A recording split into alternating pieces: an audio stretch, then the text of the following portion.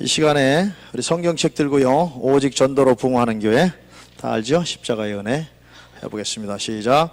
오직 전도로 부흥하는 교회, 십자가의 은혜, 성령 충만, 말씀 충만, 내 안에 예수님이 계십니다. 예수님을 전하겠습니다. 오늘 설교가 조금 무거울 수 있어요. 그렇게 이해하시고 잘 따라오시면 되겠습니다. 오늘 신앙생활을 실천하는 가정이 되게 하옵소서라는 제목으로 말씀의 은혜를 나누고자 하는데, 지난 한 주간 새벽 기도 했을 때 전한 말씀 다시 전합니다. 한 주간 동안 새벽 예배 나온 분들은 한 번 더 듣는 동안 가정에서 신앙생활 실천해야 되겠다, 굳히기로 들어가시면 좋겠고요.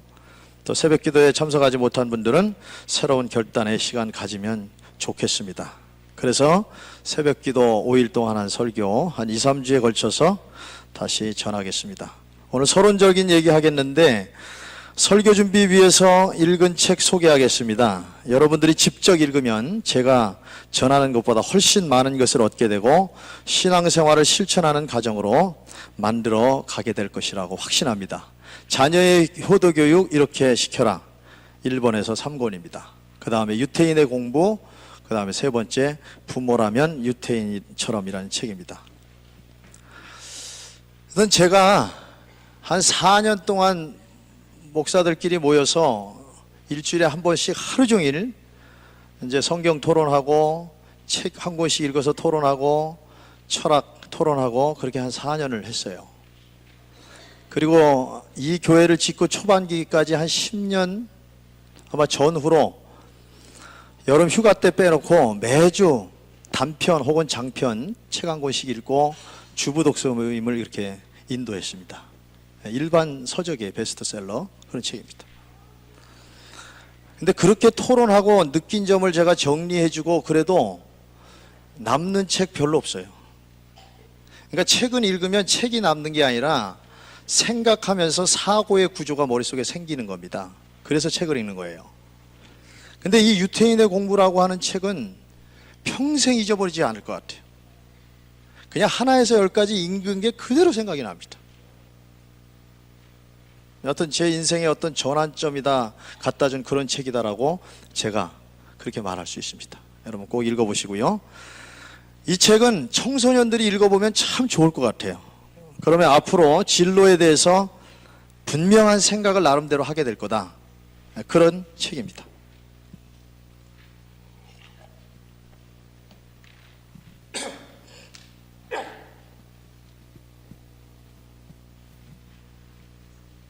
감기가 아주 독해요. 아주 그냥 배탈설사에다가 일주일 동안 고생 많았어요. 아직도 잘 안 낫네요. 오늘부터 하는 설교는 신앙생활을 실천하는 가정이 되기 위해서 이 구체적인 실천사항을 전할 텐데요. 여러분 설교다 생각하지 마시고 세상 돌아가는 이야기 듣는다고 생각하시면서 그렇게 오늘 첫 시간 따라오면 좋겠습니다.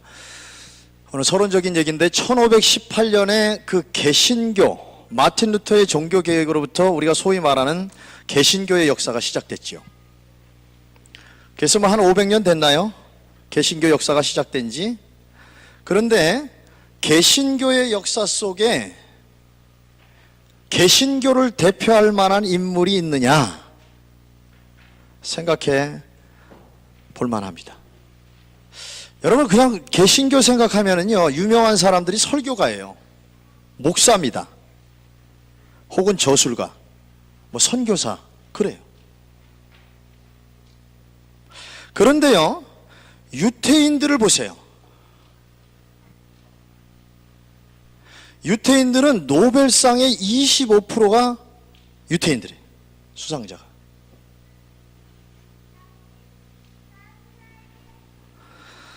여러분 청바지 즐겨 입으십니까? 저는 청바지 즐겨 입는데, 청바지의 창시자가 리바이 스트라우스인데 유태인입니다. 청바지 어떻게 만든 건 줄 알아요? 이 사람이 1965년에 유럽을 중심으로 유태인들이 살다가 반유태주의가 일어나서 미국으로 유태인들이 이주하게 돼요. 그야말로 아무것도 없이 이주한 겁니다. 그 가난한 시절에 옷 한 벌 제대로 사 입을 수 없는 그런 시절에 옷을 오래 입을 수도 있고 자주 빨지도 않아도 되고, 그리고 편한 옷이 뭔가 생각하다가 지인 청바지를 만든 거예요. 그런데 그 청바지가 오늘날은 뭐 80만 원짜리도 있다면서요. 세계적인 메이커 브랜드가 된 거 아닙니까? 리바이스 알죠? 리바이스 청바지 알죠? 유명하잖아요. 리바이 스트라우스, 그 사람의 이름을 딴 거 아닙니까? 세계적인 토크쇼의 달인 레리 킹도 유태인이었고요. 아인슈타인 유태인이고, 사회주의 이론을 만든 마르크스. 이론은 참 좋은 겁니다. 인간의 절대가치, 노동. 하나님이 인간에게 주신 절대가치, 노동. 그 노동의 가치를 착취하면 안 된다고 하는 거. 부르주아 계급을 향해서. 그 분명하게 마르크스가 혁명적으로 한 이론이죠. 물론 레닌이 그 공산주의를 잘못 이용해서 공산주의를 만든 게 문제지만, 마르크스의 이론은 너무나도 중요한 겁니다. 노동의 가치. 지금도 그렇잖아요. 노동의 가치, 그걸 착취하지 말라는 거 아니에요? 정규직과 비정규직, 왜 그래요? 노동, 그것을 신성시하고 그걸 인정해 달라는 거 아니에요? 다른 게 아니라. 앞으로 모르긴 몰라도 비정규직 당이 생길 수도 있어요. 어쨌거나 마르크스가 유태인이에요.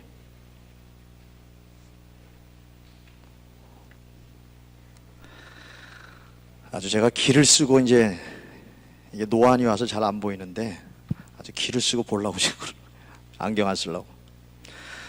그 정신분석학의 창시자인 프로이드가 유태인이고요.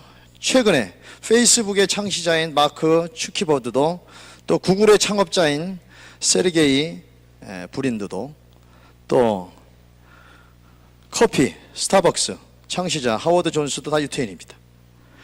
미국의 4대 일간지 월스트리트 저널, 뉴욕타임스, LA타임스, 워싱턴 포스트 다 뭐예요?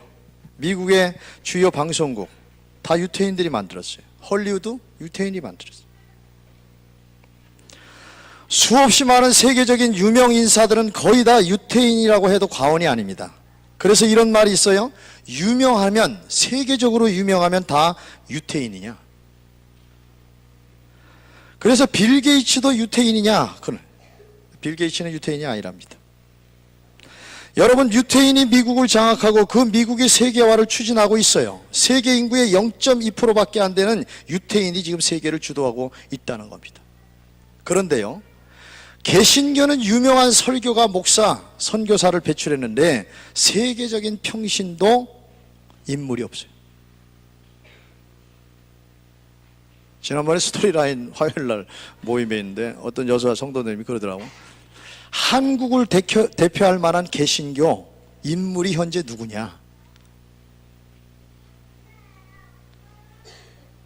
그래서 답을 못하다가 그냥 목사님들 많지 않냐고 그랬어요. 유명한 목사님들 많지 않냐?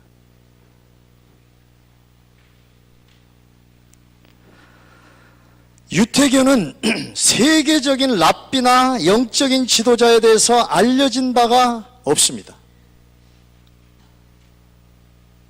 한국은 세계적인 목사가 꽤 있는데, 개신교는 세계적인 목사가 꽤 있는데, 그런데 유태인 중에 세계적인 정치, 경제, 교육, 문화 전반에 걸친 지도자는 엄청나게 많은데 그 차이가 뭡니까? 간단해요. 거창하게 얘기하는 것 같지만, 유태인들은요, 그 성전인 회당 중심의 신앙생활과 가정을 중심으로 한 개인 신앙생활이 철저하게 동시적으로 이루어지고 있다는 겁니다.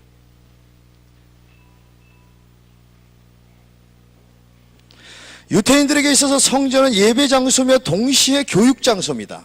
유태인에게 가정은 신앙교육의 장소이며 동시에 부모 공경이 기본인 자녀의 인성교육을 시키는 장소입니다.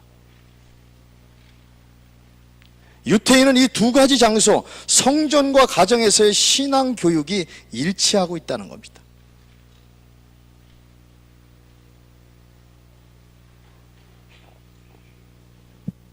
거기다가 학교 교육까지, 유태인들이 사는 마을에 유태교 학교까지, 거기서도 신앙교육을 철저하게 시킵니다. 토라, 율법과 탈무드를.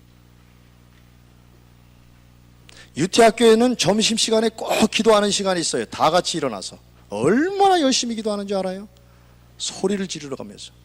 왜? 어렸을 때부터 좋은 기도문을 계속해서 읽게 만들어가고 그것을 적용하는 그런 능력이 생겨서 기도도 잘해요.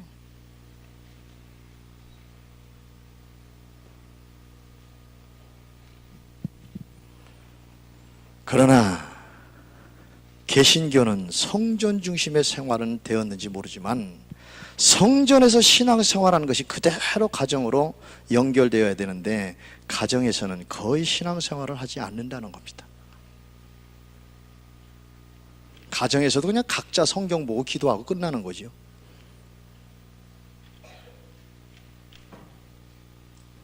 최근 한국교회 교인들의 설문조사 결과를 보더라도 알 수 있는데 실제로 매일 가정에서 성경을 읽고 묵상하며 기도하는 교인은 20%에서 많게는 30%밖에 안 된다고 그래요.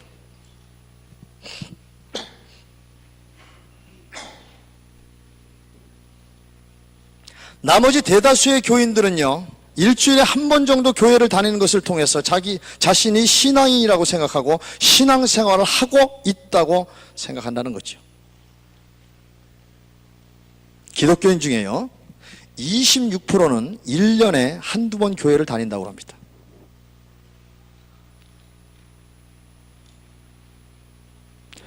교회를 정하지 않고 교회를 다니는 교인들이 점점 늘어나고 있는데 10.5% 된다고 그래요. 여기 동탄 지역에 목회하는 목사님들 제가 아는 분들 많이 있잖아요. 감리교도 많고. 그래서 동탄 지역에 그런 교인들이 많다고 그래요. 그것도 재미있을 것 같아요. 아파트 돌아다니듯이. 아파트 모델하우스 돌아다니듯이, 백화점 돌아다니듯이. 주일날 오늘 저 교회 한번 가볼까? 이번 주엔 저 교회 한번 가볼까? 그러다가 나중에 뭘 선택할지는 모르겠지만 유령교인이에요. 유령교인. 이 밖에도 거의 썬데이 크리스찬이지 에브리데이 혹은 올데이 크리스찬 거의 없다는 겁니다. 이런 성전과 개인의 신앙생활이 연결되지 못한 기독교인들은 삶과 신앙이 일치가 되지 않아서 자신이 기독교인이라고 하는 정체성도 없이 세상에서 살아가고 있다는 것이죠.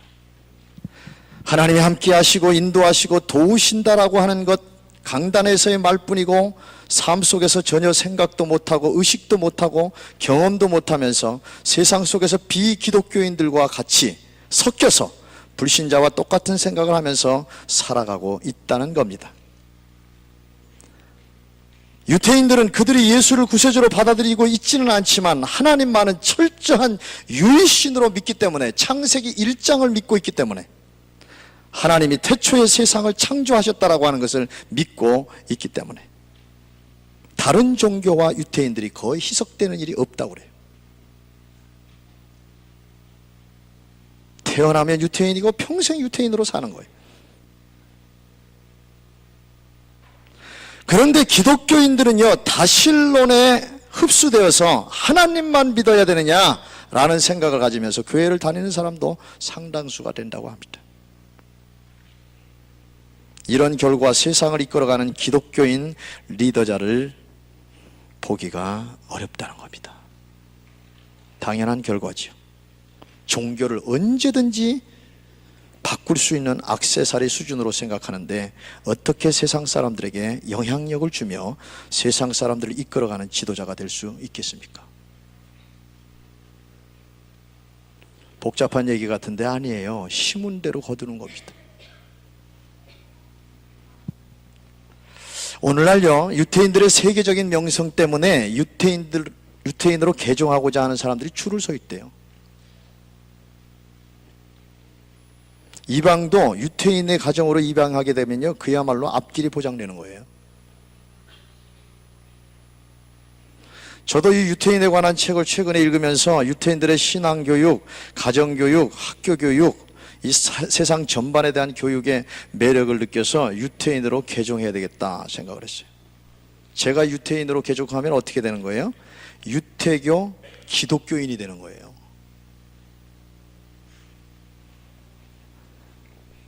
오늘날도요, 유태인들 중에 많지는 않지만 기독교로 개종한 사람들이 있어요. 그것을 유태교 기독교인이라고 그래요. 그 사람들이 오리지널 기독교인들이죠.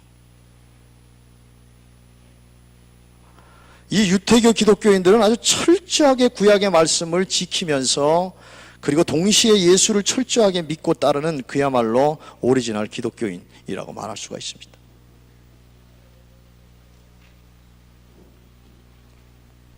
반면 오늘날 기독교인으로 개종하려고 하는 사람들이 있습니까?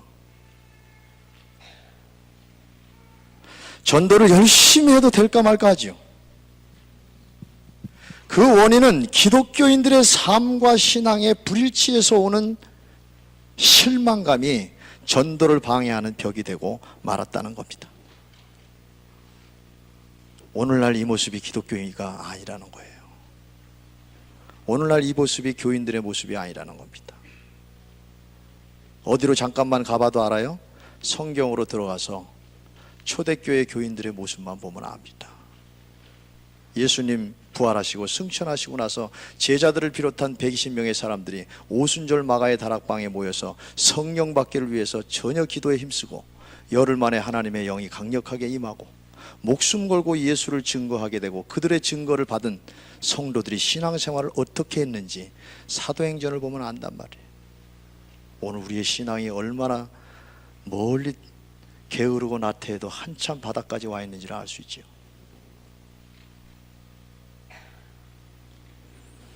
초대교회 보십시오. 로마와 기독교의 핍박이 있었는데도 불구하고 성도들의 신앙과 삶의 일치를 보고 감동을 받아서 기독교인이 되고자 하는 사람들이 수없이 많았다는 겁니다. 그런 환난과 핍박 속에서도 기독교인이 되고자 하는 사람들이 그렇게 줄을 섰다는 겁니다. 사도행전 2장 46절에 날마다 마음을 같이하여 성전에 모이기를 힘쓰고 집에서 떡을 떼며 기쁨과 순전한 마음으로 음식을 먹고 하나님을 찬미하며 또 온 백성에게 칭송을 받으니 주께서 구원받는 사람을 날마다 더하게 하시니라. 온 백성에게 어떻게 해요? 칭송을 받았단 말이에요. 안 믿는 사람들에게 칭송을 받았단 말이에요. 믿는 사람들이. 나도 예수 믿는 사람 되겠다, 나도 기독교인 되겠다, 나도 그리스도인이 되겠다라고 하는 그런 마음을 가진 사람들이란 말이에요.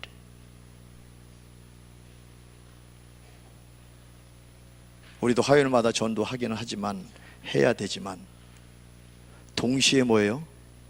기독교인들의 신앙생활 이거 끊임없이 점검해야 된다는 얘기입니다. 오늘 전도에서 누구를 데려오면 그 사람이 누구를 보고 신앙생활을 합니까? 여기 있는 목사를 보고 신앙생활을 해요? 아니요. 여러분들 보고 신앙생활 하잖아요. 누굴 보고 신앙을 배웁니까? 여기 있는 목사를 보고 신앙을 배웁니까? 아니요. 여러분들 신앙생활 하는 걸 보고 초신자가 이제 전도된 사람이 신앙을 배우는 거잖아요. 저렇게 하는 거야? 저 정도야? 그런 마음을 먹는다고 그러면 누가 신앙생활을 제대로 하겠습니까?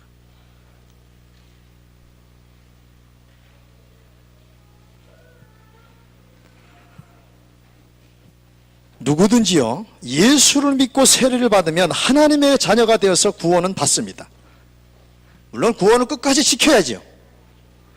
그런데요 성경을 들여다보니까 정식으로 그리스도인이라는 명칭이 주어지는 것은요 차원이 다르다는 겁니다.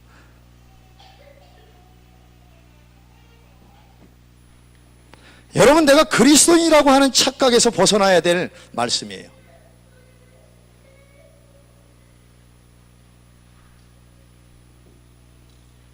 사도행전 오늘 읽은 11장 25절에 보세요. 바나바가 사울을 찾으러 다소에 가서 만남에 안디옥에 데리고 와서 둘이 교회에 1년간 모여있어 큰 무리를 가르쳤고 제자들이 안디옥에서 비로소 그리스도인이라 일컬음을 받게 되었다고 기록하고 있어요. 간단한 얘기잖아요. 1년간 가르침을 받아서 세례받은 제자들이 비로소 뭐예요? 그리스도인이라고 하는 일컬음을 받았다는 겁니다.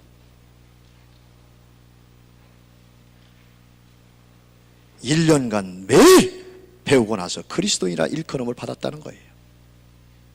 하루에 몇 시간을 배우는지는 모르겠지만. 무엇으로 제자와 그리스도인이 구분된다고요?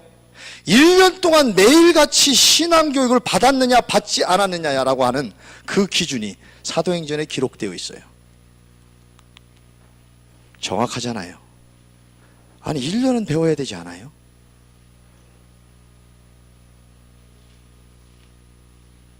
일 년 배우지 않으면서 내가 그리스도인이라고 하는 확신을 가질 수 있겠습니까? 내 안에 예수가 살아계시다는 확신을 갖고 신앙생활을 할 수 있겠어요?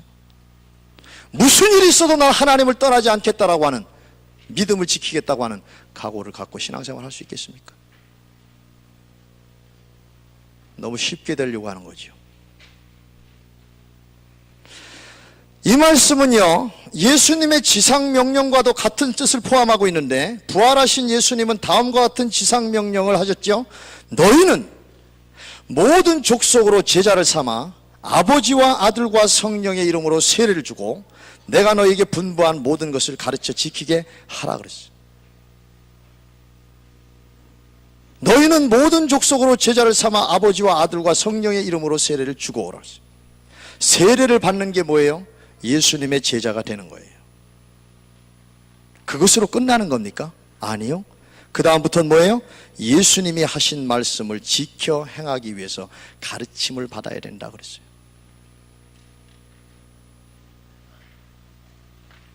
성경대로 하면 되는데 성경을 너무 합리화시키고 성경대로 안 하니까 문제가 자꾸 생기는 거죠. 좋은 게 좋은 거라고 그렇게 넘어가니까 문제가 생기는 거죠.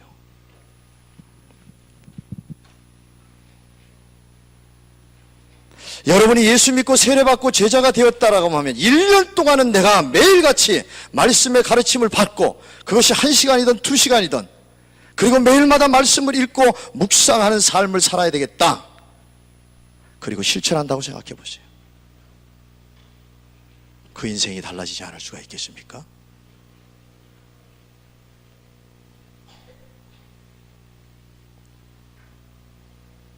아주 상식적인 말씀이지요. 제자가 되었으면 어떻게 해요? 가르침을 받을 생각을 하라.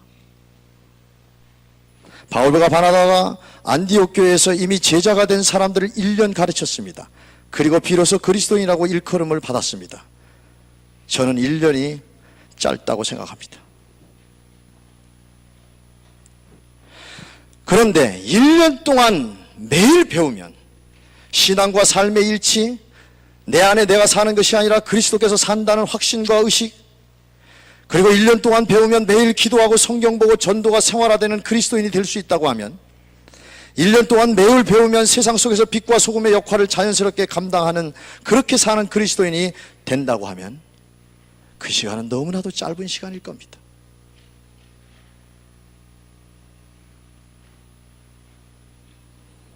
물론 누가 가르치냐에 다르겠죠. 누가 가르쳤죠? 바울과 바나바입니다. 목숨 걸고 예수를 증거하면서 순교의 길을 걸었던 사람이에요. 이들이 가르친 겁니다. 그러니까 1년 만에 그리스도인이 된 겁니다. 저 같은 사람은 몇 년 가르쳐야 될 거예요? 예수님의 제자들은 3년이 걸렸어요. 아브라함은 75세의 믿음의 조상으로 부름을 받았죠. 그러나 인정을 받은 건 아니에요. 부름을 받았지만 믿음의 조상이라고 그야말로 도장을 콱 찍어준, 정식으로 인정받기까지 수십 년 이상의 세월이 걸렸어요. 이삭을 바친 순간에 네가 이제 열국의 아비가 될 것이다.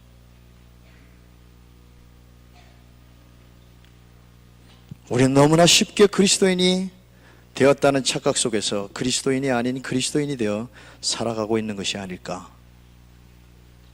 생각해 봅니다.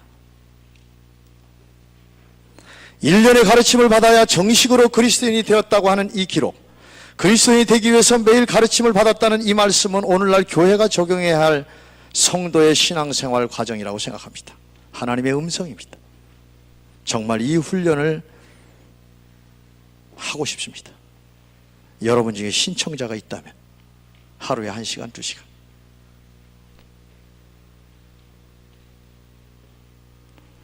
어떤 일이 일어나게 될지 정말 궁금합니다.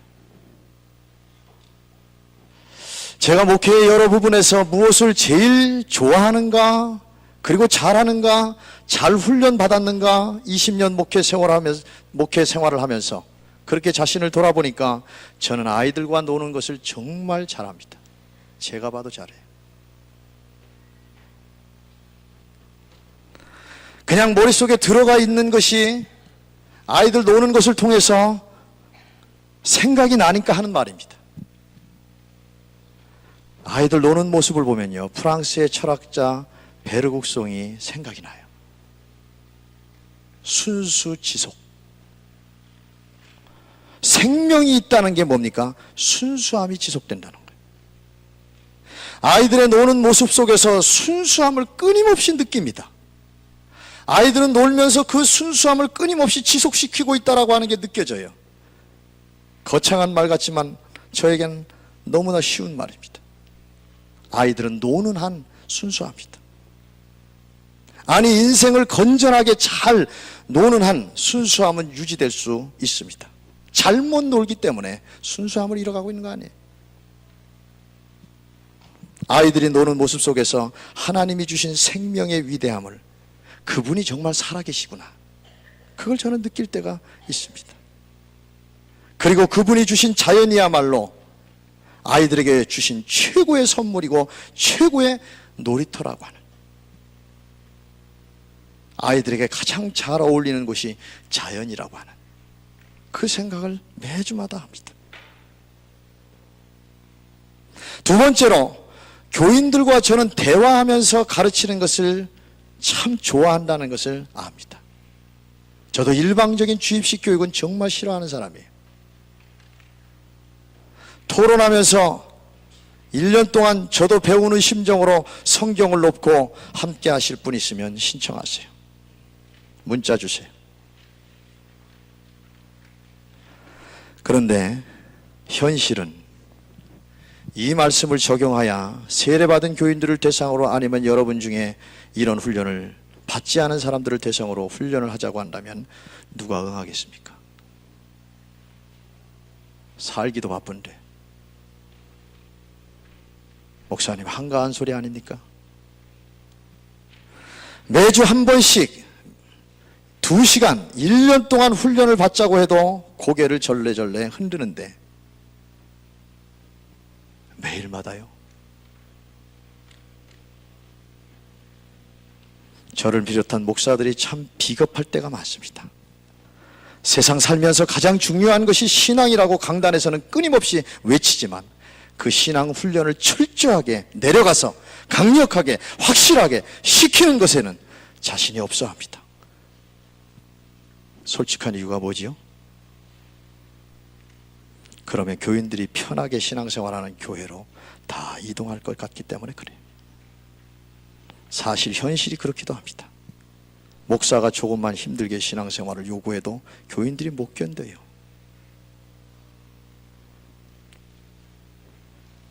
그러니 목사들이 교인을 두려워해서 강력한 신앙 훈련을, 철저한 신앙생활을, 교육 훈련을 시키지 못하게 되는데, 결국은 그런 싹쓴 목자와 같은 목사의 태도로 인해서 결국은 목사가 당하고 마는 겁니다.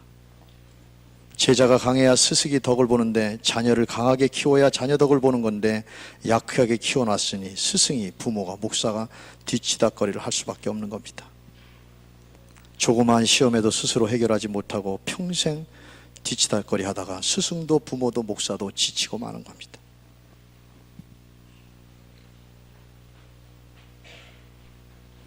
결정적인 순간에는 부모 고욕하고 스승의 말 안 듣고 목사에게 불순종하고 자기 뜻대로 하고 있는 겁니다. 요즘 세태 알지요? 부모가 자녀 말 들어줘야 되고, 선생이 학생 말 들어줘야 되고, 목사는 교인 말 들어줘야 됩니다.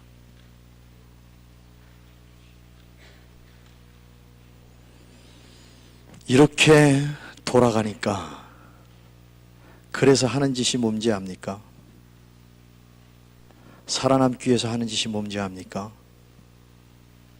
포장입니다. 포장. 겉모양만 크게 만드는 거예요. 그걸로 승부 걸려고 그러는 거예요. 사람을 크게 봐야 되는데 겉모양만 키우는 거예요. 내용이 부실해요. 언젠가 한번 정부에서요 과자 봉지 경고 조치했어요. 경고 조치할 줄 알았어요. 애들 과자 봉지 안에요 과자가 없어요. 아니 있어요. 조금 있어요. 그 다음에 뭐만 잔뜩 있어요? 바람만 잔뜩 있어요. 공기만 잔뜩 집어넣어요. 물풍선 만드는 거예요. 풍선 팔아먹는 거예요. 그 비치볼 같더라고. 참, 어른들 하는 짓이 애를 망치는 거지. 애들이 스스로 망가진 애들이 어디 있어요? 그거 보면서 무슨 생각할까 아이들이? 그 속았다는 생각을 하면서 속은 거잖아요. 두 번, 세 번은 뭐예요 그래요?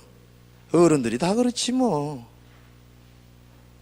대여섯 번 먹으면서 뭐예요? 나도 어른 되면 그렇게 해야지 뭐. 그런 거예요. 경고 조치했으면 좀 고쳐야 되는데 요즘 보니까 놀이철학에 이제 간식 과자 가져온 애들도 똑같더라고. 바람이야 바람. 바람을 파는 건지 진짜 바람을 팔고 있어. 바람 따라 살지.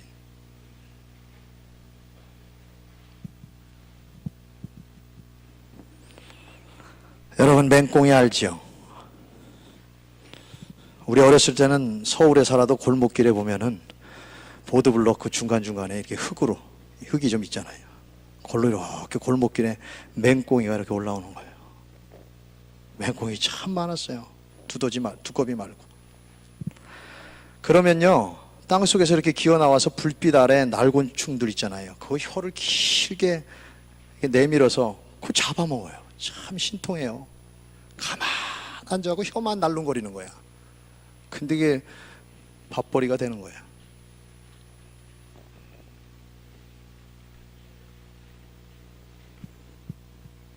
근데 얘네들이 이렇게 건드리면요 도망도 안 가요. 승질 낸다고. 머리 툭 건드리면 승질 내잖아요. 승질 내는 거 알죠? 그냥 자기 몸에다가 그냥 바람을 어떻게 넣는지 넣어갖고 튜브처럼 빵빵하게 만들어갖고 나보고 도망가래잖아요.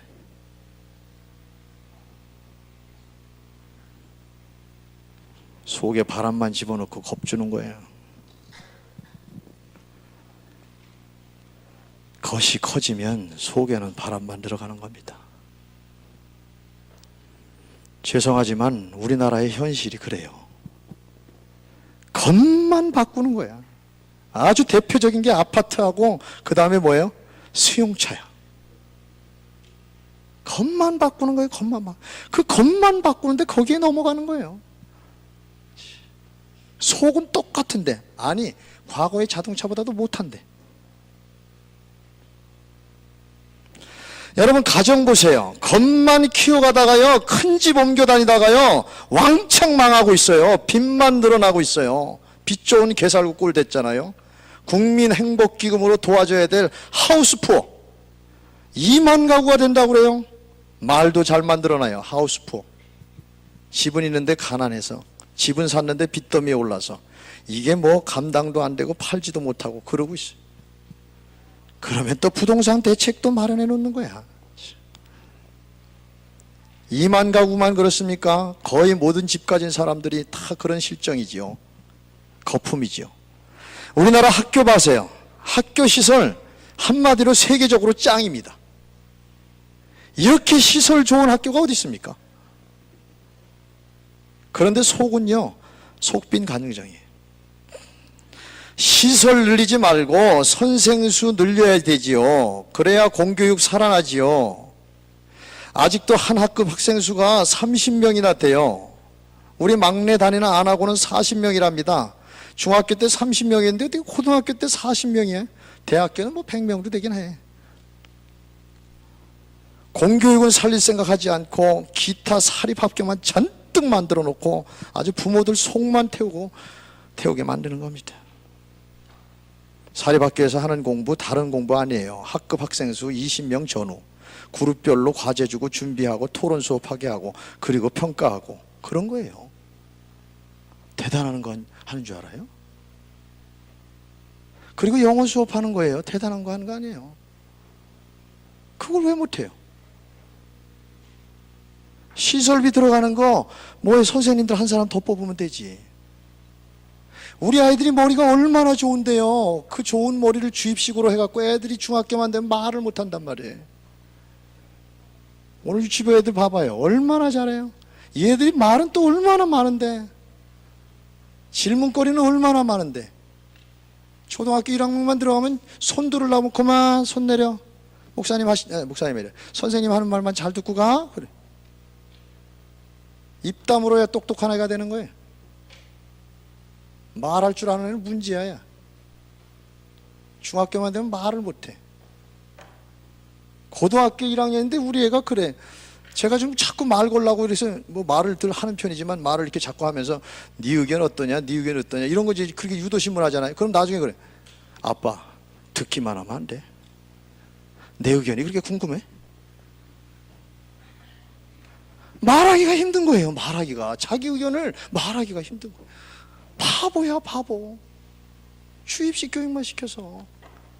IQ가요 120이래잖아요. 세계적으로 120 몇이? 129인가 뭐. 세계 2위예요 2위 우리 아이들이. 왜 토론식 교육이 안 됩니까? 왜 영어 공부가 안 됩니까? 설문조사 했잖아요. 서울의 선생님들이 영어로 당장 가르칠 수 있는 사람 70%랍니다. 지방은 좀 차이가 있는데 그래도 40%가 넘대요. 요즘 선생님들 똑똑하다니까. 대학원까지도 나오잖아요.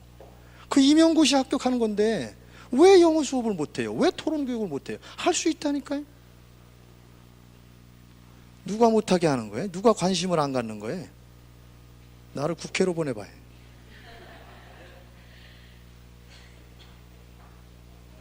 다른 얘기 안 해요. 교회에서 해야 됩니다. 교회에서 말씀 토론 교육 해야 돼요. 목장에서요 말씀 읽고 깨달은 거 주고받아야 돼요. 그 주일날 오후에 내가 그냥 하는 거지. 그거 보고 하라고.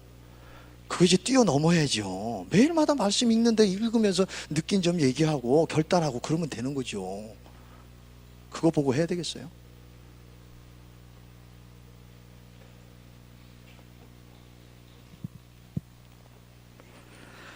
이번에 안철수 신당 만든다고 그러는데 공석에서 개인적인 얘기지만 저는 꼭 신당 만들면 당원 가입할 겁니다. 그래갖고 교육정책에 대해서 하여튼 제 나름대로 먹히든 안 먹히든 그 분야에 대해서 교육위원회 그 분야에 대해서 사회 참여하려고 그래요. 시간도 많이 뺏지는 않는다고 그러더라고요. 자, 교회 보십시다. 교회는 어때요? 괜찮아요? 교회가 세상을 그렇게 만들어 간다니까요. 이 거품을 만들어 가고 있다. 교회 짓기 경쟁하는 것 같아요. 2200억짜리 교회 짓다가 말이죠 동네 만식 다 당해져. 기존 도로가 있는데 그 도로 밑에다가 성전을 확장해서 짓겠다니.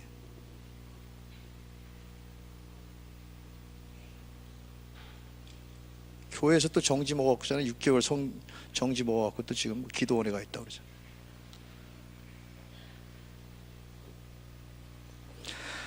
여러분 그 큰 교회 유지하려니까 남의 교인 유치 경쟁해야지요. 좋은 말로 목회윤리 없어진 지 오래입니다. 현실이 그런 거니까 알 만큼 아는 거니까 얘기하는 거예요. 얼마 전에 후배 목사가 찾아왔어요. 신동탄 그 지역에 시골에 있었던 교회인데 종교부지 분양받았대요. 그런데 돈이 없어서 살 수가 없잖아요. 그래서 저보고 신동탄에 교회 질 생각 없냐고 분양권 사라고. 분양권 뭐 2, 3억인가 그렇게 돼요. 이 교회도 처음에 분양권 샀는데 그때는 2000년대니까 한창 분양권 막 사고 막 아파트 막 2배 뭐 1억 뭐 분양 뭐 그럴 때잖아요. 몇 천만 원 하고. 여기도 분양권 5억에 나한테 주겠다고 넘겨라는 그런 사람도 있었어요. 안 넘기기 잘했지 뭐. 어쨌거나 그래 분양권 사라고 그래요. 그래서 제가 아직은 그런 생각 없다 그랬어요.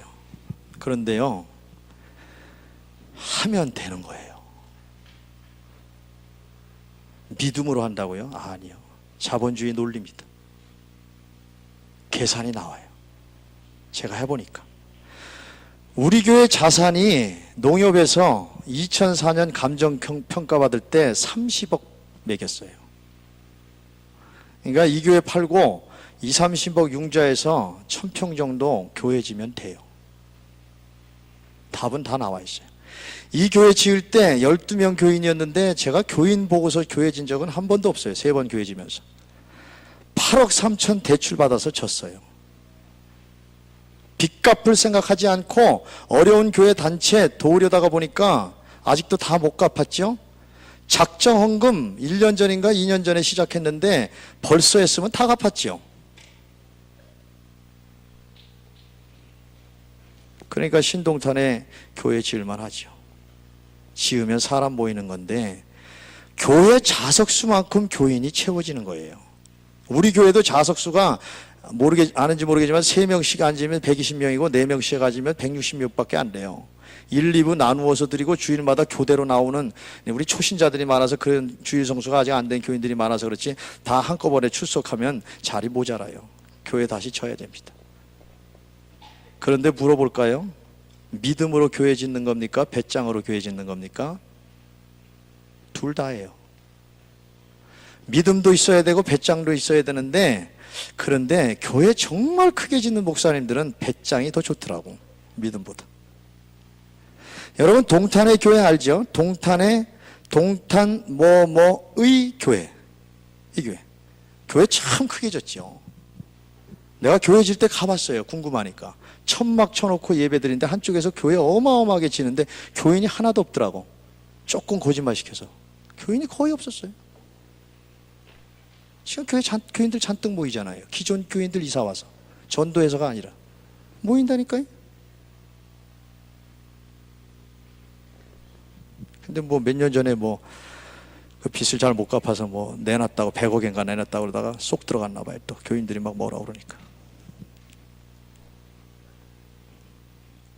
간판도요, 죄송하지만 장로교 간판 달아야 돼요. 그럼 더 좋아요. 장로교인들이 워낙 많지 않습니까? 감리교 끼케야 150만 명이. 한국에 1000만 정도, 한 500만은 장로교, 파가 많아서 그렇지만 장로교인이다 이렇게 생각하면 맞거든요. 그게 무슨 얘기하는 겁니까? 부실공사하고 있다고 말해요. 사람을 세워야 되는데 빌딩만 세우고 있다니까요. 저도 자신 없다고요. 교회를 크게 짓는 건 자신 있어요. 사람을 세우는 것은 자신이 없어요. 사람을 불러 모을 수 있는 방법은 알고 있는데 불러 모은 사람을 하나님의 사람으로, 믿음의 사람으로, 하나님께 영광 돌리는 사람으로, 세상 속에서 하나님의 영광을 나타내는 사람으로 세계적인 유명한 성도들로 키울 자신이 없단 말이에요. 마지막 선택입니다. 교회를 짓고 교회를 성장시키겠다는 게 최우선의 선택이 아니란 말이에요. 근데 글로 가고 있다니까요. 사람을 세워서 교회를 성장시키겠다는 게 아니라 교회를 세워서 교회를 성장시키겠다는 거예요.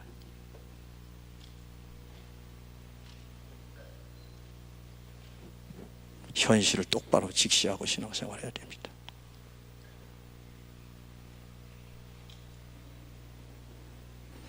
목참한 좋음은 뭐예요? 내용이 별론데. 우리의 가정이, 우리의 학교가, 우리의 교회의 현실이 그렇다는 겁니다. 바로 잡아야 되겠지요. 방법이 뭐냐고요? 여러분이. 목사라고요? 아니요. 떠넘기지 마세요. 자녀를 기대하는 부모는 없어도, 아니, 자녀를 기대하는 부모는 있어도 부모를 기대하는 자녀는 없어야 됩니다. 제자를 기대하는 스승은 있어도 스승을 의지하려는 제자는 없어야 됩니다. 성도를 기대하는 목사는 있어도 목사를 기대하면서 바라보는 성도는 없어져야 됩니다. 하나님을 바라봐야죠. 정리합니다. 개신교가 어떻게 탄생한 종교인지 알지요? 초대교회가 어떻게 탄생한지를 알지요? 그냥 한마디로 목숨 걸고 탄생한 종교가 초대교회이고 기독교입니다. 수없이 많은 순교자의 피를 흘리면서 탄생한 종교가 기독교입니다. 개신교도 마찬가지입니다. 중세에 타락한 기독교, 교황의 말이고 신의 말이고 성경을 일반 사람들이 전혀 볼 수 없도록 교황만 해석할 수 있도록 번역하지 않고 면죄부를 팔아먹고 십자군 전쟁을 9번 10번까지 하고 마녀 사냥을 저질렀던 중세의 기독교, 거기서 나오기 위해서, 알을 까고 거기에서 나오기 위해서 그렇게 탄생한 종교가 그게 개신교입니다.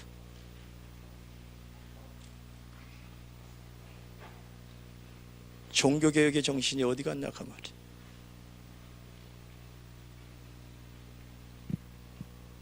여러분, 그 종교개혁자들이 여러 명인데 그 사람들이 가르친 것이 뭡니까?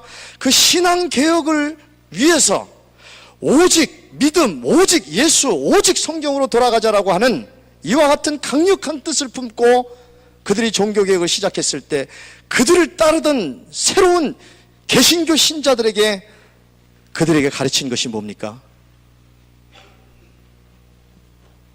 한 사람 한 사람의 변화입니다. 그럴 수밖에 없죠. 한 사람 한 사람의 변화인데 우리가 말하는 변화, 기도하면서 변화되기를 원합니다, 강단에서 끊임없이 변화되기를 원한다라고 하는 선포와 말이 아니라 실질적으로 한 사람 한 사람이 변화되기 위해서 만들어 놓은 것이 뭡니까? 그게 신앙 체크리스트예요. 신앙 점검표입니다. 여러분, 변화되겠다라고 하는데 변화의 기준이 뭡니까? 체크리스트가 뭡니까? 우리는 체크리스트 없이 변화만 얘기하고 있어요. 그래서 변화가 됩니까? 종교개혁자들은 20가지, 30가지의 체크리스트를 다 작성을 해서 그것을 따르는 이제 개신교 교인들에게 나눠주고 매일마다 점검을 하게 했어요. 홀리클럽을 만들어서 매일마다 모여서 점검을 하게 했어요. 그 기본이 뭐예요? 오늘도 기도했느냐? 매일 기도했느냐? 매일 뭐에 성경을 보았느냐? 오늘 죄를 지었느냐? 죄를 지었을 때 회개했느냐? 그리스도의 정신을 갖고 살았느냐? 직업 소명서를 갖고 세상 속에서 살았느냐? 이런 식의 20개 이상의 점검표를 보고만 있는 것이 아니라, 알고만 있는 것이 아니라 매일마다 체크를 하면서 자기를 돌아보면서 하나님의 사람으로, 믿음의 사람으로 세상을 변화시키는 사람이 되기를 위해서 그렇게 몸부림치면서 그것이 삶의 목적이 되어서, 인생의 목적이 되어서 그렇게 점검하면서 자기를 만들어간 사람들, 변화시킨 사람들, 그 주체들, 그 개신교의 초신자들, 그들이 개신교를 탄생시킨 겁니다.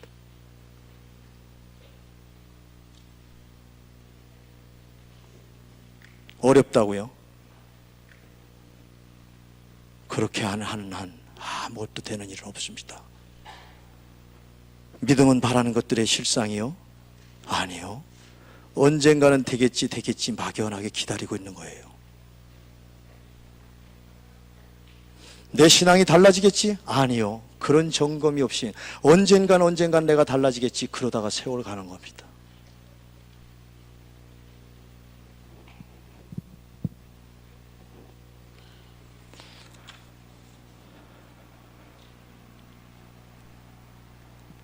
무슨 얘기인지 아시겠죠?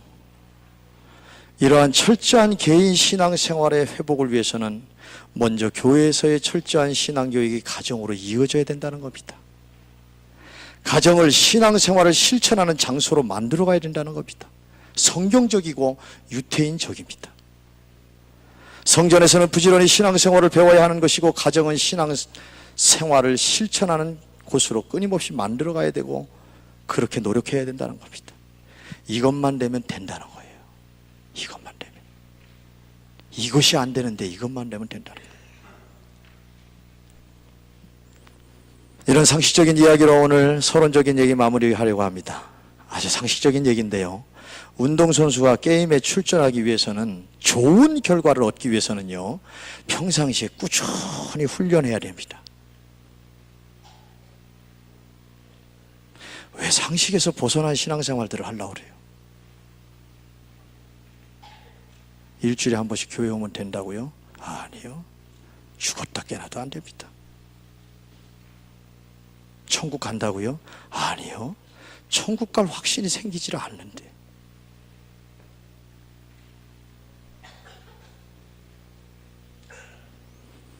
운동선수가 그렇잖아요. 평상시에 훈련을 하지 않는데 뭔 게임에 가서 이기기를 바랍니까?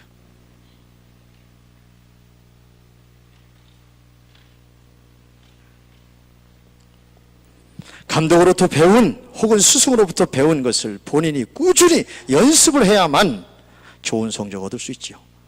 상식적인 얘기하는 거예요. 학생 마찬가지 아닙니까? 학교에서 선생님이 하시는 말씀 잘 들어지요. 듣기만 하면 됩니까? 알았어, 알았다. 듣기만 하면 됩니까? 아니잖아요. 듣기만 하면 안 돼. 집에 와서 예습 복수 꼭 해야지 성적표가 나온단 말이에요. 신앙이 상식에서 그렇게 벗어나지 않습니다. 가장 상식적입니다. 신앙생활 마찬가지예요. 가정에서 기도하는 신앙생활을 실천하지 않고, 가정에서 찬양하는 생활을 하지 않고, 가정에서 말씀을 읽고 묵상하는 생활을 하지 않고 일주일에 한 번 교회 나오는 것이 무슨 의미가 있겠습니까? 일주일에 예배 한 번 드리는 것이 무슨 효과가 있겠습니까? 아무런 준비도 하지 않고 관심도 가지지 않았던 일을 일주일에 한 번씩 하는 것이 무슨 의미가 있겠습니까? 그러기 때문에 교회 다니다가 그만둔 사람이 1000만 명이랍니다. 일주일에 한 번만 교회 다니면 뭔가 되겠지, 그러다가 그만두는 거예요. 그러나 반대로 매일 가정에서 성경을 읽고 기도하고 찬양을 듣는 것이 생활화되었다고 하면 어찌 주일 예배를, 성전에 계신 하나님께 나아가는 시간을 기다리지 않을 수가 있겠습니까? 어떻게 지각한다는 생각을 할 수가 있습니까?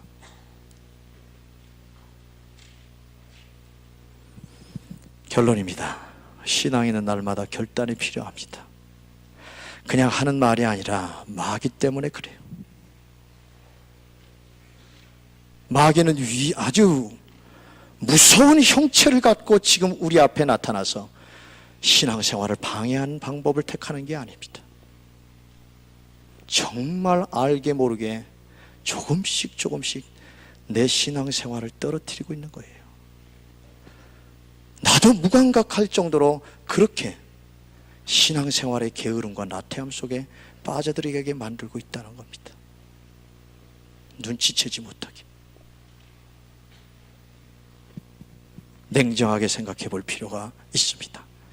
신앙과 삶의 일치를 위해서 성전에서 배운 신앙생활을 그대로 가정으로 옮김으로 세례받고 제자가 된 자리에 머물러 있지 말고, 교회만 겉도는 자리에 머물러 있지 말고 그리스도인이 되기 위해서 철저한 개인 신앙생활 도전해 봐야 될 것입니다. 기도하겠어요.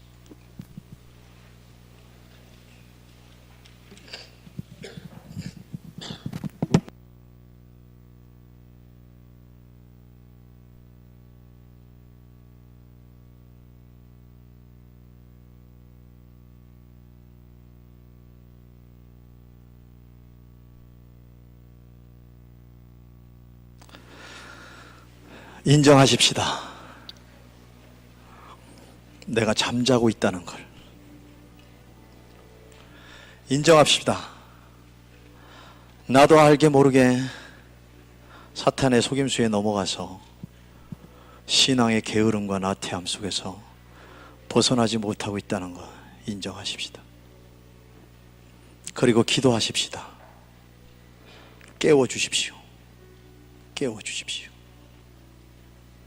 제가 부화기에다가 여러 번 메추라기도 계란도 넣어봤어요. 다 부화하지 않더라고요. 못 깨어나는 게 있더라고요. 우리는 그러면 안 됩니다. 깨어나야 돼요. 어디서부터 깨어나야 된다고요? 여러분 가정입니다. 여러분 가정이 신앙생활을 하는 것이 아니라 실천하는 것. 그냥 가정에서 부모는 부모 따로 아이들은 아이 따로 그런 게 아니라 그 가정에서 신앙적 대화가 오고 가고 말씀의 대화가 오고 가고 서로 기도 제목이 오고 가고 자연스럽게 삶의 문제를 해결해 주는 그런 신앙을 실천하는 장소가 되어야 됩니다. 거기서부터 깨어날 수가 있습니다. 종교개혁이 뭐냐고요? 한 사람 한 사람의 신앙개혁입니다. 다른 사람이 이제 일으켜주지 않습니다. 여러분 한 사람 한 사람이 이 시간 기도하면서 내가 적어도 이런 규칙을 갖고 이런 점검표를 갖고 신앙생활을 해야 되겠다라고 하는 그런 결단의 시간이 있어야 됩니다. 그렇게 막연하게 우리의 신앙이 되는 것이 아니고 신앙생활이 되는 것이 아니고 그렇게 변화가 일어나는 것이 아닙니다. 여러분 첫 번째 기도 제목입니다. 가정을 신앙 실천하는 곳으로 만들게 하시고, 두 번째 내 나름대로 개인 신앙 점검표를 만들어서 그 점검표에 의해서 한번 신앙생활을 다시 시작하는 데가 되게 해달라고, 하나님 놀라운 일을 이루실 것이라는 확신을 갖고 이제 할렐루야로 기도하며 하나님 앞에 나아가겠습니다.